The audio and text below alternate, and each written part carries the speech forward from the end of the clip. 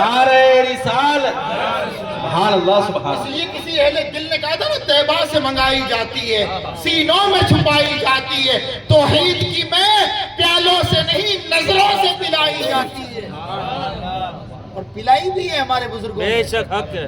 اٹھائے تاریخ شمس تبریز رحمت اللہ علیہ واہ، واہ، واہ۔ کی، اور پھر اللہ والوں کا اصول دیکھیں۔ آپ سننے کے موڈ میں ہیں؟ میں نے پہلے ہی کہا تھا نا شیرنی دیکھ کے فاتحہ لگاؤں گا۔ اللہ والوں کا ایک اصول بھی ہے، جو پروردگار نے امانت ان کے سینوں میں رکھی ہے وہ لے کر کے دفن نہیں ہوتے، وہ کسی نہ کسی کے سینے میں منتقل کرتے ہیں۔ کیا بات ہے، یہ بے شک۔ اصول ہے اللہ والوں کا، اور یہ فیض کی شکل ہے۔ اور اللہ رب العزت الہام فرماتا ہے کہ جو تیرے سینے میں امانت ہے، آگے اس امانت کے سنبھالنے کے قابل ہے کون؟ وہ بھی اللہ کی جانب سے اشارہ۔ شمس تبریز نے بارگاہ خداوندی میں عرض کیا، مولا میرے تو موت کا وقت قریب آ گیا ہے، کوئی ہے ایسا جو یہ عظیم امانت ولایت کی تو نے میرے سینے میں رکھی، اس کو کوئی سنبھال لے؟ الہام ہوا، نبی پر وحی آتی ہے، ولی پر الہام ہوتا ہے، یہ یاد رکھے۔ اور جس پر الہام ہوا سمجھ لو واقع میں اللہ کا ولی ہے۔ اور نبی پر وحی نازل ہوتی ہے تو کہا کونیا چلے جاؤ، وہاں پر مولانا جلال الدین رومی، سبحان اللہ، وہ ایک ذات ہے جو شمس تبریز تیرے سینے میں دبی امانت کو سنبھال سکتا ہے۔ تشریف لائے، ظہر کا وقت تھا، پھٹا لباس ہے، پیوند لگے ہوئے ہیں، بال گرد آلود ہے، اور ایک چیز ہمیشہ یاد رکھے، اللہ والوں کا لباس پیوند آلود ضرور ہوتا ہے، گرد آلود نہیں کیا ہوتا کہنے، ہے۔ کیا کہنے۔ یعنی اللہ والوں کے لباس پر کاری یا پیوند تو ملے گا، دھبا کبھی نہیں ملے گا۔ سبحان اللہ، اور یہ گرد آلود بال جس کے بارے میں میرے آقا نے فرمایا، کچھ ایسے اللہ والے ہیں جن کے بال تو بکھرے ہوئے رہتے ہیں، بظاہر شکل اچھی نہیں رہتی ہے، لیکن تمہارے دروازے پہ آتے ہیں، تم انہیں لوٹا دیتے ہو، لیکن رب نے انہیں وہ وقار عطا فرمایا ہے۔ قسم اللہ کی کھا کر کے جو کہتے ہیں اللہ پورا فرما دے۔ حق بات ہے۔ سبحان اللہ سبحان اللہ۔ اور حضور نے فرمایا ان کے چہرے قیامت کے دن 14ویں چاند کی رات کی چاند کی طرح چمک رہے ہوں گے۔ صحابہ نے عرض کیا سرکار وہ نبی ہوں گے؟ حضور نے فرمایا نہیں۔ فرمایا عرض کرتے سرکار وہ شہید ہوں گے؟ حضور نے فرمایا نہیں۔ تو پھر کہا سرکار وہ کون ہوں گے؟ حضور نے فرمایا وہ ہوں گے جس پر نبی بھی رشک کریں گے، جس پر شہید بھی رشک کریں گے۔ صحابہ نے کہا سرکار ہوں گے کون؟ تو فرمایا آقا نے الا اولیاء اللہ، سبحان اللہ۔ خوف علیہم ولا هم يحزنون، وہ اللہ کے نیک بندے ہیں۔ کیونکہ حضرت نے آج مجھے ٹاپک دی ہے، یہ آیت پڑھ کے سنائی کہ آج اسی پر ہی گفتگو کرنی ہے۔ سنیں مولانا روم رحمت اللہ علیہ شمس تبریز تشریف لائے، ظہر کی نماز اس کو رہنے دو تھوڑی دیر، اس کو رہنے دو، ابھی کچھ اور نشے میں ہے۔ ہم مسلمان کھانے پینے کے بھوکے ہیں، ٹینشن مت لو بابا، محفل کے بعد اس پر ٹوٹ پڑیں گے، ٹینشن مت لینا آپ۔ سمجھ رہے ہیں آپ؟ ایک چائے کی ہوٹل کی اوپننگ میں مجھے بلایا تھا، چائے پلائی اور مجھے کہا حضرت کیسا ٹیسٹ لگا؟ میں کہا یہ کوالٹی ہمیشہ ایسے ہی مینٹین کرنا، یہ قوم کھانے پینے کی بھوکی ہے، جنگل میں رکھو گے تب بھی آ جائے گی۔ ہاں اس میں کوئی غلط نہیں، اس لیے قدم قدم پہ آپ کو ہوٹلیں ملے گی، قدم قدم پہ آپ کو اسکولیں نہیں ملے گی، اس لیے کہ ہمیں ایجوکیشن سے مطلب ہی نہیں ہے۔ سمجھ رہے ہیں آپ؟ یہ اشارے ہیں، اور میرا ایک انداز ہے اپنا اس طریقے سے سمجھانے کا، بھئی ہنسی مذاق میں سمجھاتا ہوں۔ یہ سرجن جو ہوتے ہیں نا، ڈاکٹر، جب ان کے آپریشن تھیٹر میں جاتا ہے نا کوئی مریض، پھر اسے مستی کرتے ہیں، گھر پہ کیا کھایا، ممی کیسے ہیں، بچے کتنے ہیں، مستی کرتے کرتے اس کی چمڑی کاٹ دیتے، اسے پتہ ہی نہیں چلتا۔ ہمارا بھی حال یہی ہے، حالانکہ ہماری باتوں کو بہت سارے مستی میں لے لیتے ہیں، مذاق میں، پر مذاق میں نہ لیں، اس کو سیریس لیں۔ آئے شمس تبریز رحمت اللہ علیہ، مولانا روم رحمت اللہ علیہ نے والضحیٰ کے واو کی تفسیر شروع کی، عصر کی اذان ہو گئی، تفسیر ختم نہیں ہوئی، شمس تبریز بیٹھے سن رہے ہیں، بال تو گرد آلود، کپڑوں پہ پیوند لگے ہوئے، फकीराना हालत है, ऐसा लगता है कि इनको कुछ आता ही नहीं है। पढ़ा रहे मौलाना रूम रहमतुल्लाह अलैह वद्दुहा के वाव की तफसीर। अब हुजूर के चेहरे की बात चल रही है, अल्लाह ऊपर, रब ने क्या उस जात को हुस्न अता फरमाया होगा। चल रही थी, असर की अजान का वक्त हो गया, दर्स खत्म नहीं हुआ, तो फिर मौलाना रूम रहमतुल्लाह अलैह से शम्स तबरेज ने अर्ज किया, सरकारी चीज ये क्या है जो तुम पढ़ा रहे हो? तो मौलाना रूम रहमतुल्लाह अलैह ने फरमाया, फकीर इल्म अस्त के तू नमी दान, ये वो काल का इल्म है जिसे तू नहीं जानता है। क्या कहने, तुझे क्या पता दरसगाह में बैठ करके हिदाया कैसे पढ़ाई जाती है? तुझे क्या पता बुखारी और मुस्लिम का दर्स कैसे होता है? तुझे क्या पता फिका उसूल फिका के उसूल क्या है? तू क्या जानता है? फकीर इल्म अस्त के तू नमी दानी, ये वो इल्म है जिसको तू नहीं जानता है। खैर वक्त निकल गया, 2-4 दिन निकले, वद्दुहा के वाव की तफसीर खत्म। अल्लाहु अकबर। अब वो मौलाना रूम शानदार लिबास, बेहतरीन अमामा, हुस्न और जमाल के पेकर, गोरे रंग के तो थे, खूबसूरत तो थे, लेकिन ऊपर से जब मुस्तफा की सुन्नत का रंग चढ़ता है तो फिर 4 चांद भी लग जाया करते। अल्लाह अकबर। तो मौलाना रूम रहमतुल्लाह अलैह पढ़ा रहे हैं। एक दिन शम्स तबरेज ने कहा, हुजूर इजाजत हो तो दर्स में बैठ जाऊं? कहा, फकीर तेरे पैर तो कब्र में लटके, तू क्या करेगा बैठ करके? तो कहा, जितना सीखूंगा। बैठ गए। फिर पूछा, ये चीज थी क्या है? कि फकीर ये आइल मस्त के तू नमी दानी, नहीं जानता फकीर तू ये क्या है? ये काल का इल्म है, यानी ये जबानी इल्म है, तू नहीं जानता इसको। काफी दिन गुजर गए, शम्स तबरेज ने सारी किताबें उठाई मौलाना रूम की रहमतुल्लाह अलैह की और सारी की सारी हौज में डाला। अल्लाहु अकबर। पूरा किताबचा बर्बाद कर दिया, कुछ भी नहीं बचा। अब उस वक्त तो कोई इस तरीके से प्रेस वगैरह तो थी नहीं कि बेशुमार किताबें अवेलेबल हो मार्केट में। मुख्तसर किताबें होती थी जो हाथ से लिखी जाती थी, सारी की सारी किताबें होश में डाल दी। शागिर्दों ने पकड़ लिया, मारना शुरू कर दिया। मौलाना रूम रहमतुल्लाह अलैह तशरीफ लाए, कहा कि फकीर क्या हुआ? तो शागिर्दों ने कहा, हुजूर सारा इल्म बर्बाद कर दिया, इस फकीर ने सारी किताबें होश में डाल दी, पता नहीं अभी किताबें लाएंगे कहां से, हमारी तो पूरी पढ़ाई बर्बाद हो गई। मौलाना रूम ने फरमाया, मारो मत, दीवाना फकीर है, मत मारो। छोड़ दिया गया। तो मौलाना रूम रहमतुल्लाह अलैह ने कहा, फकीर तूने यार ये क्या किया? सारा इल्म बर्बाद कर दिया। अगर तुझे नहीं पढ़ना था तो कम से कम हमारी तो पढ़ाई खराब नहीं करता, इन बच्चों का बेचारों का क्या होगा? तो कि मौलाना फिक्र मत करें, फिक्र ना करें। आप हौज में उतर गए, पानी के हौज में उतरे, एक एक किताब को निकालते रहे, झाड़ते रहे, पानी की जगह गर्द निकली, पानी की जगह रेत निकली। आपने एक एक किताब को निकाला, मौलाना रूम के हाथ में दिया और कहा, मौलाना सही देख लो, कोई हर्फ मिटा तो नहीं है, कोई हर्फ बर्बाद तो नहीं हुआ है? देखा तो सारे हर्फ सलामत, पानी के बजाय रेत निकलने लगी। तो मौलाना रूम ने फरमाया, फकीर ये चीज ये क्या है? ये क्या है? क्या कहने? सुभान अल्लाह। तो शम्स तबरेज रहमतुल्लाह अलैह ने फरमाया, मौलाना इल्म अस्त के तू नमी दानी, वो काल का इल्म था जिसको मैं नहीं जानता था, ये हाल का इल्म है जिसको तू नहीं जानता है। तू नहीं जानता है।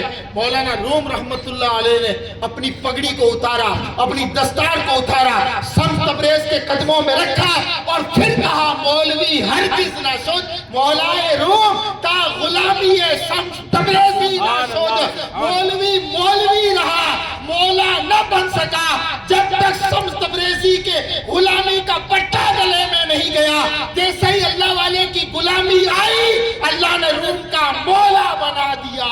सुभान अल्लाह, सुभान अल्लाह। जब मसनवी लिखनी शुरू की है, 20 जिल्दों पर मसनवी आपने लिखी, तो एक बुजुर्ग ने ख्वाब में देखा, हुजूर के एक हाथ में 10 जिल्दें थी, दूसरे हाथ में मसनवी शरीफ की 10 जिल्दें थी। उस बुजुर्ग ने कहा, सरकार ये क्या है? आकाए करीम ने फरमाया, मौलवी रूम पर अल्लाह रहम करे, कुरान अरबी में था, फारसी में कर दिया।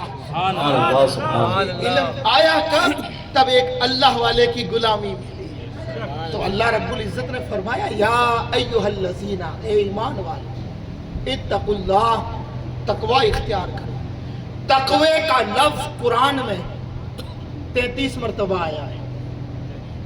परहेजगारी इख्तियार करो, तकवा इख्तियार करो, अल्लाह का खौफ अपने दिल में पैदा करो, یہ تقوی ہے کیا؟ کبھی قرآن پڑھا؟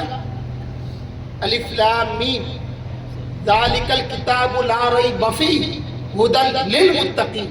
سبحان اللہ. یہ قرآن ان لوگوں کے لیے ہدایت ہے جو متقی ہے، بے شک. جو پرہیزگار ہے. اللہ نے متقین سے خطاب قرآن میں 33 مرتبہ کیا. یہ تقوی کیا ہے؟ سرکار فاروق اعظم نے حضرت کعب احبار کو بلایا. یہ صحابی نہیں ہے، یہ تابعی بزرگ ہے. صحابی نہیں ہے، یہ تابعی ہے.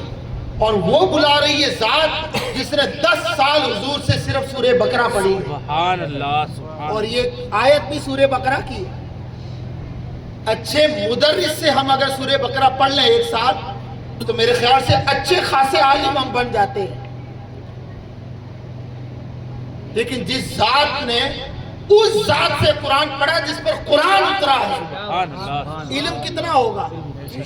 پرابلم یہ کہ ہم صرف کالے حروف پڑھتے ہیں، قرآن سمجھتے نہیں ہیں. ہماری کلاس میں کئی بچے آتے ہیں، حضرت ممی نے کہا رمضان سے پہلے قرآن پورا ہو جائے گا. یہ حضرت حقیقت ہے. رمضان میں آتے ہیں ہمارے پاس میں، حضرت 5 قرآن بخش دینا، 10 قرآن بخش دینا. کبھی کبھار ہمارے سیٹھوں کا انتقال ہوتا ہے، سمجھ رہے؟ سیٹھوں کا انتقال ہوتا ہے. صبح جیسے انتقال ہوا اب اعلان ہو جائے کہ عصر میں سیٹھ صاحب کا جنازہ. ایک مدرسے سے فون آتا ہے 150 قرآن میری طرف سے.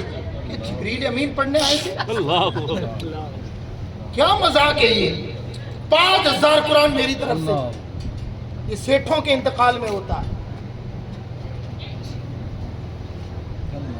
علامہ اقبال فرماتے تو جاہل پیر اور سست مولویوں کے چکر میں آیا ہے. واہ واہ. تو نے قرآن طاق میں اس لیے رکھا ہے کہ میرا باپ مرے گا تو ایک پارہ پڑھوں گا، میری ماں نزا کے عالم میں ہوگی تو سورہ یاسین پڑھوں گا، ڈوگری جلدی چلی جائے گی. حقیقت ہے یہ. اقبال کہتے ہیں جس قرآن سے تو نے مرنا سیکھا کاش اس سے جینا سیکھ لیتا. حضرت عبداللہ بن عباس بیان فرماتے ہیں رئیس المفسرین ہبر حاذہ الامہ، اس امت کے پہلے مفسر اور حضور کے سچے چچا زاد بھائی ہیں. اور اتنا علم اللہ نے عطا فرمایا کہ 15 سال کی عمر میں فاروق اعظم کے زمانے میں بڑے بڑے صحابہ تو پیچھے رہتے تھے، حضرت عبداللہ بن عباس 15 سال کی عمر میں آگے بیٹھتے تھے. جب مشورے کی میٹنگ قائم ہوتی تھی یہ فیض تھا مصطفیٰ جان رحمت کی دعاؤں کا. فرماتے عبداللہ بن عباس میرے اونٹ کی رسی گم ہو جائے قرآن سے تلاش کر لیتا ہوں. جس قرآن سے ہم نے صرف مرنا سیکھا ہے نا، ہمارے بزرگ فرماتے ہیں ہماری گمی ہوئی چیز بھی ہم قرآن سے تلاش کرتے ہیں. کبھی قرآن پڑھے اس لیے تو تراویح میں دل نہیں لگتا ہے. مسجدیں تلاش کرتے ہیں علم ترا کہاں ہو رہی ہے. اور اس قوم کو اگر پتہ چل جائے یہاں سے آدھے گھنٹے کے فاصلے پر علم تارا ہے وہ قوم وہیں پہنچ جائے گی. آدھا گھنٹہ آنے میں لگے، آدھا گھنٹہ جانے میں، 1 گھنٹہ خراب ہو ٹینشن نہیں. اللہ کی ذکر میں 1 گھنٹہ کھڑا نہیں ہونا ہے. اس لیے کہ قرآن سمجھا ہی نہیں ہے، قرآن دل میں اترا ہی نہیں ہے تو قرآن سے محبت بھی نہیں ہے. ورنہ اٹھائے تاریخ امام اعظم ابو حنیفہ کی، ایک رمضان میں 61 قرآن پڑھا کرتے تھے. سرکار غوث اعظم نے 40 سال تک عشاء کے وضو سے فجر کی نماز پڑھی ہے، اس میں قرآن کی تلاوت ہوتی ہے. فرماتے 15 سال تک میں ایک پیر پر کھڑا رہا، دیوار میں لگی لکیر کو میں نے پکڑا، ایک پیر پر کھڑا رہا، بسم اللہ سے شروع کرتا وہ ناس کی سین پہ ختم کرتا. اور یہ معمول میں نے 15 سال تک رکھا ہے. ہم تو قرآن پڑھنے میں بھی رمضان کے محتاج ہیں، نماز پڑھنے میں بھی رمضان کے محتاج ہیں. اور اس وقت قرآن خوانی میں بھی ہم کرائے کے مولانا لاتے ہیں. اس تقریب میں کافی بحث ہوئی تھی، میرا ایک ویڈیو وائرل ہوا تھا. کرائے کا کیسے کہہ دیا؟ میں نے کہا کتنا دیتا ہے تو نذرانہ ایک کو؟ کہا 300 روپے. میں کتنا پڑھواتا ہے؟ کہ 3 پارے. میں نے کہا کرایہ نہیں تو اور کیا ہے؟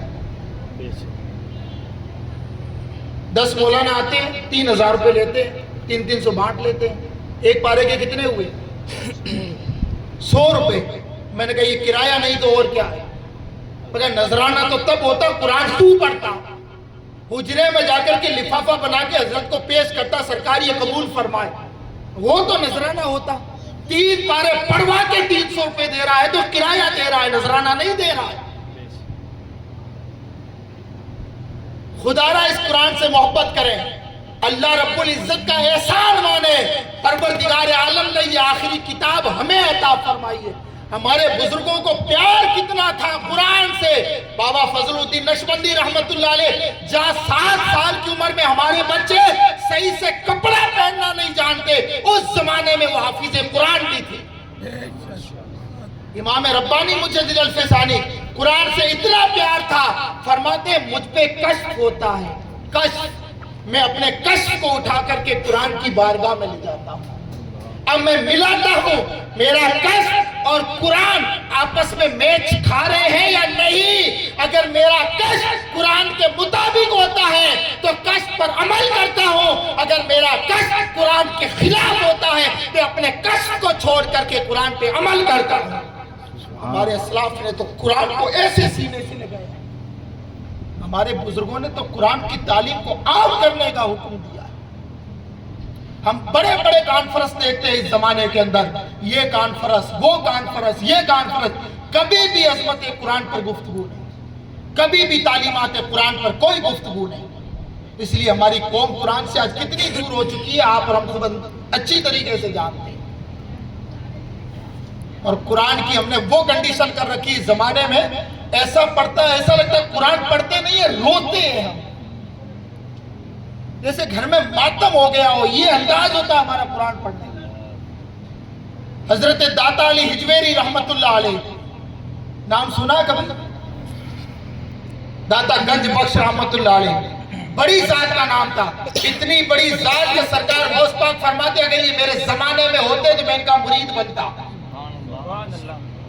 और सरकार गरीब नवाज ने 40 दिन उनकी मजार पे चिल्ला निकालने के बाद में फरमाया, गंज बख्श फैज़े आलम, मजहरे नूरे खुदा, नाकी सारा पीरे कामिल, कामिल आला रहनुमा।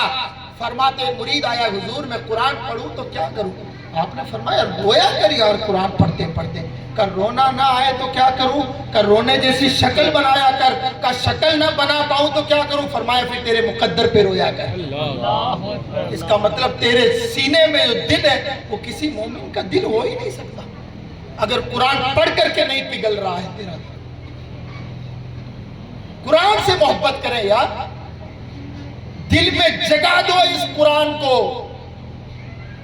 कुरान से दूरी इख्तियार मत करो। हमने तो वो कंडीशन कर रखी है, अवाम तो अवाम, रमजान में हाफिजों के हाल भी अल्लाह रहम करे। ऐसा पढ़ते हैं पूरे रुकू में सिर्फ यालमून तालमून, इसके अलावा कुछ समझ में नहीं आता है, और उसी को हम टॉप हाफिज मानते हैं। एक अरबी औरत थी, उसका बच्चा शरारत कर रहा था। उसने डांटते हुए कहा कि बदमाशी मत कर वरना तेरा वो हाल करूंगा जो हिंदुस्तानियों ने कुरान का हाल किया है। तेरा वो हाल करूंगा जो हिंदुस्तानियों ने कुरान का किया। मोहब्बत करें इस कुरान से, मत पढ़े रोजाना एक पारा, एक रुकू पढ़े पर समझ करके पढ़े। खुदारा कुरान से प्यार करें, अपनी औलाद को कुरान की तालीम